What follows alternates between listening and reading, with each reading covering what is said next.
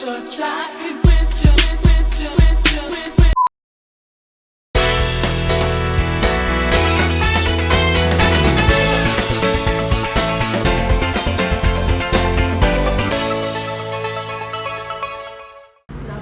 semuanya, selamat datang di Teman Cerita Farmasi, Edukasi Kesehatan, Terminologi Medis, dan Spesialis Obat.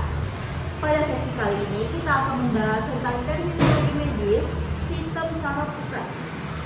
Bersama saya sudah hadir seorang narasumber yang memiliki pemahaman di bidang kesehatan dan farmasi.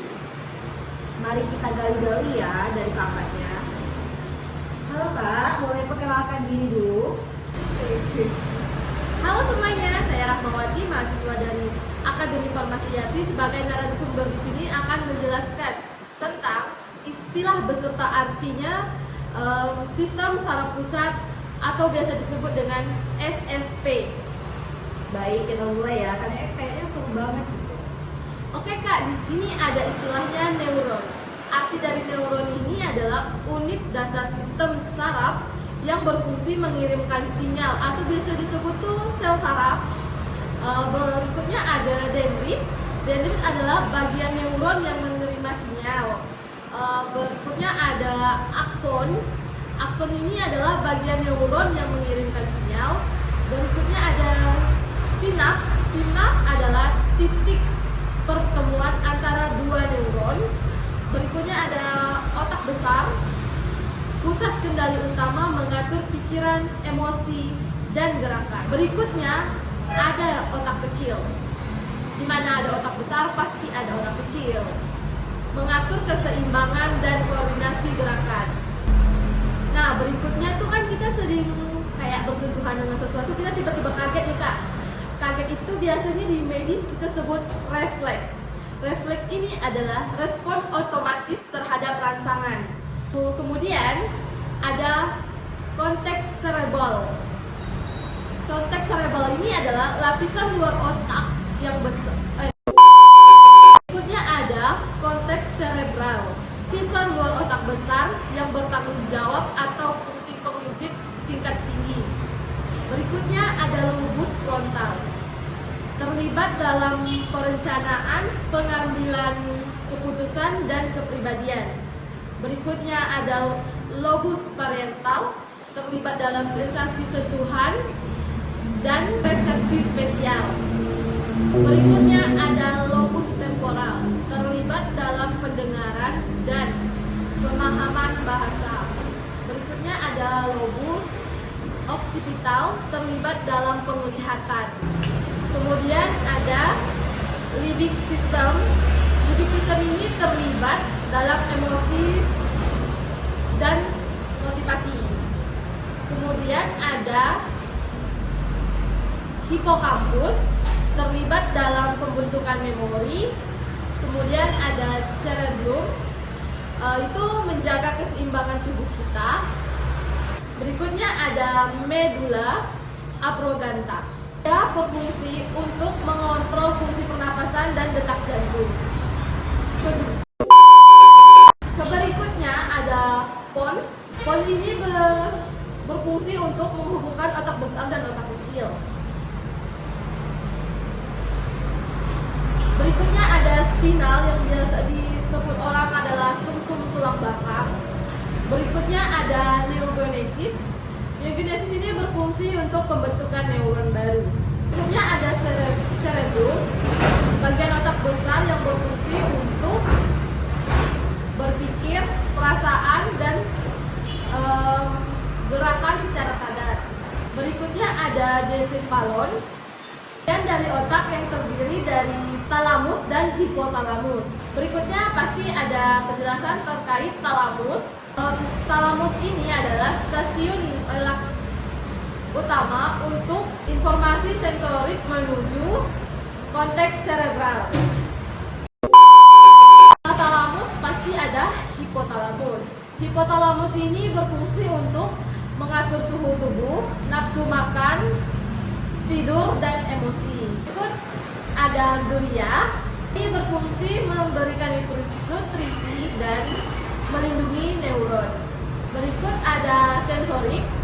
Sensorik ini berfungsi untuk menerima dan memproses informasi dari indera. Berarti ini kan kalau misalnya kan ya beda. Kalau sensorik ini misalnya ya kalau kita udah gimana ya, maksudnya kayak nggak kerasa gitu pas udah kayak gitu, berarti syaratnya itu sekarang. Enggak gitu juga konsepnya Kak, berarti itu ada permasalahan di sistem saraf sensoriknya.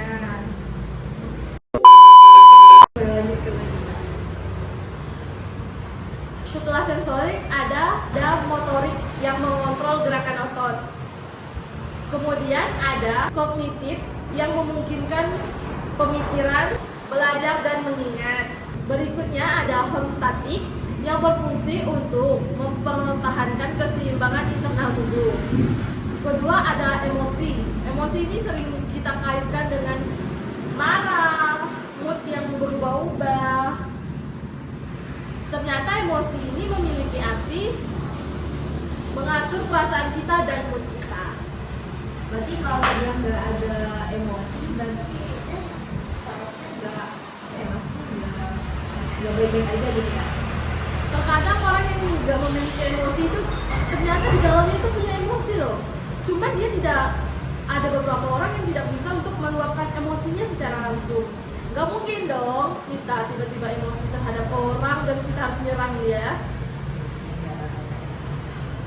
Baik-baik. Baik Kak Mel lanjutkan. Gimana teman-teman disolukan dosis mempraktekkan ini? Baik Kak, lanjut. Berikutnya ada penyakit yang sering terjadi di lansia nih Kak. Kakak tahu nggak? Apa itu ya? Kolesterol Kak? Bukan Kak, penyakit yang kayak tiba-tiba lansia nih nggak bisa gerak gitu, kaku. Kayaknya nih stroke lah. Nah iya, stroke memiliki arti kematian sel otak yang diakibatkan oleh terbentuknya aliran darah loh Kak. Jadi itu bahaya banget. Berikutnya ada yang paling bahaya itu adalah tumor otak Kak. Yaitu adalah pertumbuhan sel abnormal gitu yang nggak normal gitu. Kenapa dia harus tumbuh di otak? Berikutnya ada epilepsi Kak. Epilepsi ini kayak gangguan otak yang menyebabkan kejang-kejang Pak pada anak-anak, kadang tiba-tiba kejang gitu. Tidak cuma anak-anak sih, di kalangan dewasa, lansia bahkan pernah terjadi. Berikutnya ada multiple sclerosis, penyakit autoimun yang menyerang gelembung mielin. Berikutnya ada Parkinson, penyakit degeneratif yang mempengaruhi gerakan kita Kak. Berikutnya ada meningitis, peradangan pada selaput otak dan sumsum tulang belakang. Brainstem itu adalah batang otak yang menghubungkan otak dengan sumsum tulang belakang. Berikutnya ada apoptosis, yaitu kematian pada sel.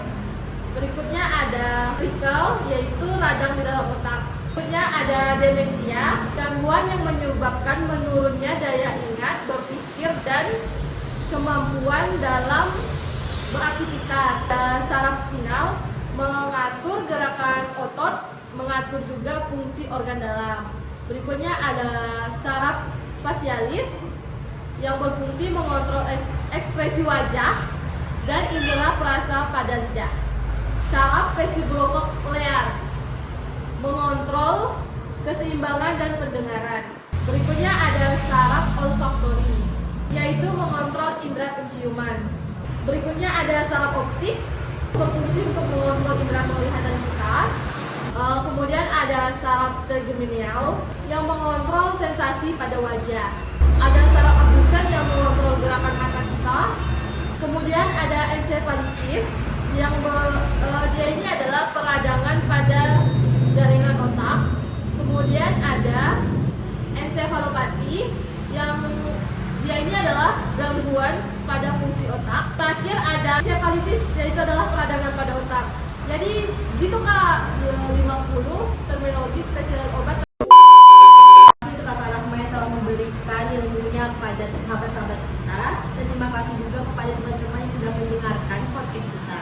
Nah, untuk sesi selanjutnya kita bakal bahas tentang spesialis obat, tentang sistem saraf juga. bersama tentunya saja dengan narasumber kita yang cantik ini yaitu Kak Rahma bakal memberikan ilmunya lagi nih teman-teman. Jadi stay tune ya. Dadah.